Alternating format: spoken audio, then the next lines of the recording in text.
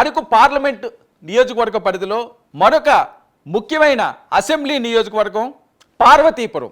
పార్వతీపురం ప్రజలు 2024 ఆంధ్రప్రదేశ్ అసెంబ్లీ ఎన్నికలకు సంబంధించి ఈ సార్వత్రిక ఎన్నికల్లో ఏ పార్టీ వైపు మొగ్గు చూపించుతున్నారు, గతంలో ఏ పార్టీకి వీళ్ళు పట్టం కట్టారు, అక్కడ ఉన్న అభ్యర్థులు ఎవరు, వాళ్ళ బలాబలాలు ఎవరు పరిశీలిద్దాం.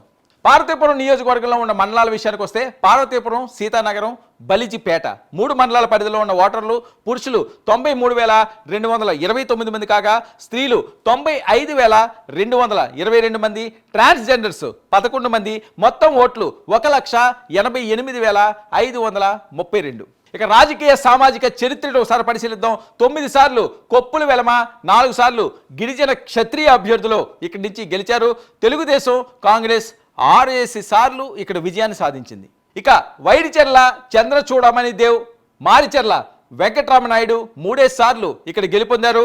గత 3 ఎన్నికల్లో 3 పార్టీల అభ్యర్థులు గెలవడం అన్నది చాలా ఇంట్రెస్టింగ్ పాయింట్ ఇక్కడ.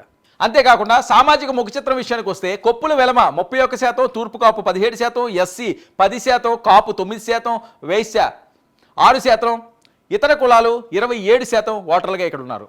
2014 ఎన్నికల ఫలితాలని ఒకసారి మనం పరిశీలిద్దాం. ఇక్కడ గెలిచింది తెలుగుదేశం పార్టీ 2014 ఇక్కడ విజయాన్ని సాధించింది. బొబ్బిలి చిరంజీవులు ఇక్కడ జయకేత్రాన్ని ఎదరవేశారు. ఆయనకు వచ్చిన ఓట్లు చూద్దాం. 62,458 ఓట్లు ఆయన సాధించుకోగా ఆయన ప్రత్యర్థి అయిన జమ్మల ప్రసన్న కుమార్ 56,329 ఓట్లు ఆయన సాధించుకున్నారు. అయితే 6,129 ఓట్లతో తెలుగుదేశం పార్టీ అభ్యర్థి విజయాన్ని సాధించారు. 2019లో ఏం జరుగుతుంది? 2019 విషయానికి వస్తే ఇక్కడ గెలిచింది అలజంగి జోగారావు, వైఎస్ఆర్సీపీ ఈసారి గెలుపొందింది. 75,304 ఓట్లు ఈయనకి పోలు కాగా గతంలో ఎమ్మెల్యేగా ఉన్న బొబ్బిలి చిరంజీవులకి 2014లో ఎమ్మెల్యేగా ఉన్న బొబ్బిలి చిరంజీవులకి 51,105 ఓట్లు ఆయనకు పోలేని 24,199 ఓట్లతో జోగారావు ఇక్కడ విజయాన్ని సాధించారు. ఇక ఈసారి బరిలో ఉన్న అభ్యర్థులు మరొకసారి జగన్మోహన్ రెడ్డి జోగారావు వైపే మొగ్గు చూపించారు. ఆయన మీద ప్రత్యర్థిగా బోనెల విజయ్ చంద్ర ఈసారి బరిలో ఉన్నారు.